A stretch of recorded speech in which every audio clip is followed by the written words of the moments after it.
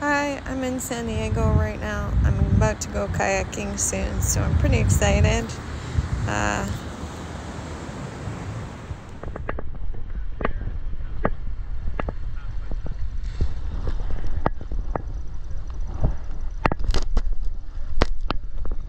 How are you guys doing so far? Good, yeah, loving it. Perfect.